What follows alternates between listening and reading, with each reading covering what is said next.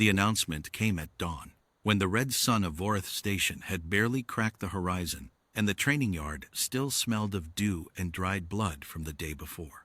Instructor Cadet stood at the center of the yard, with his forearms folded behind his back, his granite-gray hide catching the early light.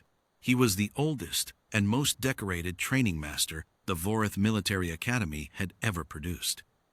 He had broken recruits who arrived thinking they were warriors. He had rebuilt them into something worth the name.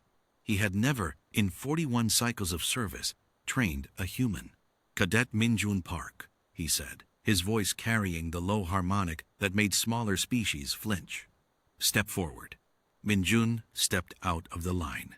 He was not what Cadet had expected. The intelligence file said the human was 23 years old, medium height by his species standards, with a lean build and a quiet face that gave nothing away. No visible fear response. No elevated respiratory rate. The instructor had seen recruits twice this creature's size wet themselves at the sound of his voice. The human simply looked at him, waiting. Interesting, Cadet thought. Then he crushed the thought. "You have been assigned to Unit 7, he said. "Survival and pursuit exercise. Standard duration, 7 days. You will be dropped into the Vorith Basin with nothing but a field kit and whatever you carry in your head." He paused. "Unit 7 will be hunting you." A ripple of sound moved through the assembled cadets.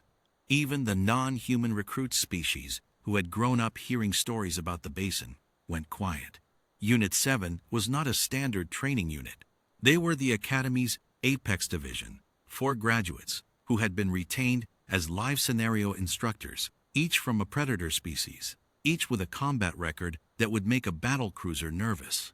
The exercise was designed to humble. It was designed to break overconfident cadets and show them the distance between what they believed themselves to be and what survival actually required. It had never been run against a first-year cadet before. Minjun said nothing. He nodded once, picked up his field kit from the equipment table, and walked toward the transport. Cadet watched him go. 7 days, he thought. If the human survives 3, I will be surprised. On the first night, Unit 7 found his trail within 4 hours.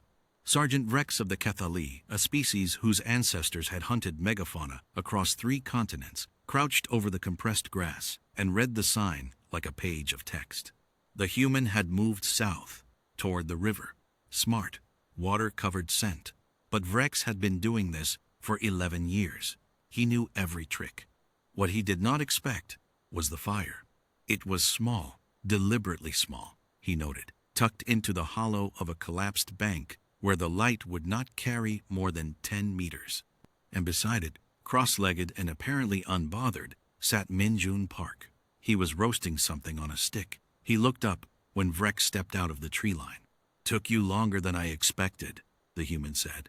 "I made enough for 4. Rex stopped. He looked at the fire. He looked at the human.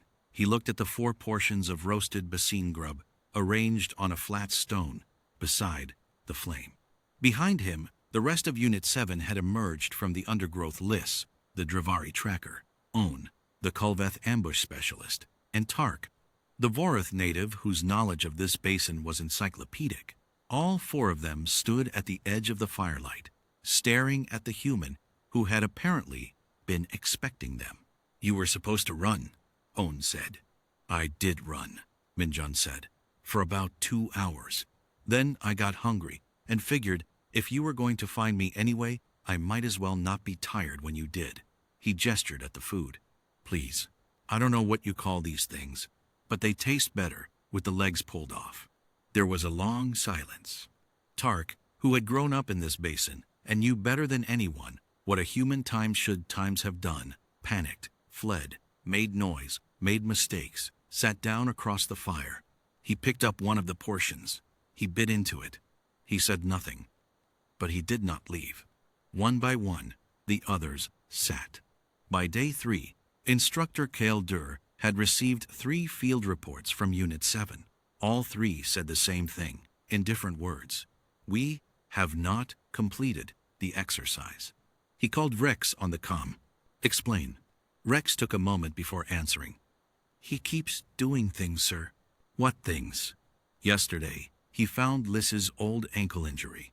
She twisted it, crossing the secondary ridge, and another pause, he wrapped it. He had field wrap in the kit, and he wrapped it correctly, and then he explained to her 3 different methods for moving through uneven terrain with reduced mobility. He said his grandmother taught him the first one. He said he read the other 2. Cadet said nothing. He is not running from us, Rex continued. He is traveling with us. He asks questions. He remembers everything we tell him. Last night, Tark showed him the basin star map, and the human knew 6 of the constellations by a different name. They spent 2 hours comparing navigation traditions. The sergeant's voice carried something unfamiliar in it. Cadet had known Rex for 9 years. He had never heard the Cadet sound uncertain before. Sir, he made Owen laugh. Owen does not laugh. I know, sir. Cadet ended the call. He sat for a long time in his office, staring at the wall. Then he pulled up the human's file again and read it from the beginning.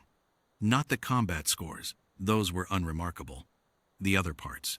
The notes his previous instructors had submitted. Unusual situational awareness. Disarms hostility without appearing to try. Asks questions that make you think he already knows the answer. One note from a behavioral assessment. When threatened, this cadet does not fight or flee. He connects. We are not sure yet if this is a trained behavior or something more fundamental to his species. On day 7, Minjun walked out of the Vorth Basin with Unit 7 at his side. Not behind him, not surrounding him, beside him, in the loose, easy formation of people who had been moving together long enough to stop thinking about it. Cadet was waiting at the yard gate. He looked at his 4 best hunters. He looked at the human cadet. Exercise complete? He asked. Rex glanced at Minjun.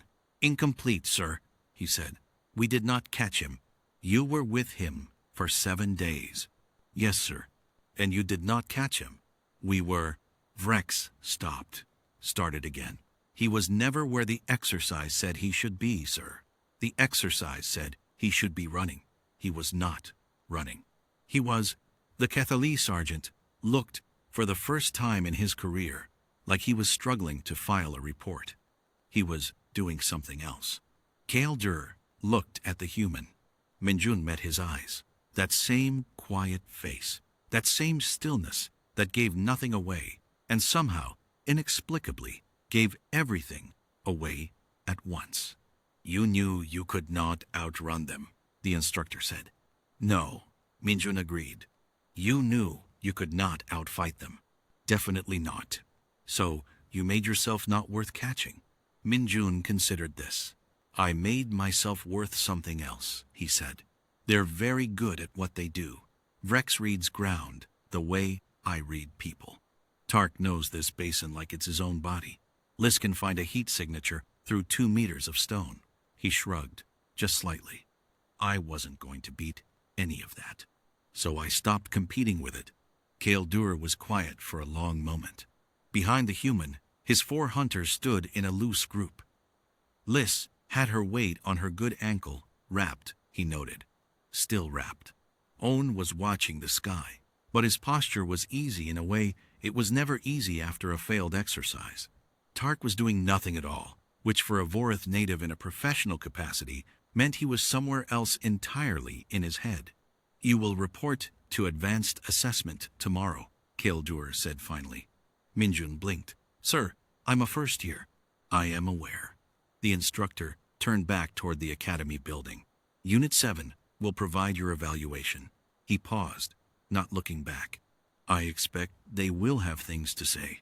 He walked away before the human could see whatever expression had crossed his face.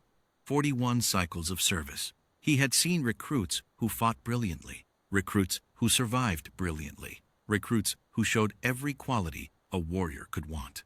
He had never seen one walk out of the basin with 4 apex predators and make the whole thing look like a camping trip. He would have to revise the exercise parameters. He would also, he decided, have to revise what he thought he knew about humans.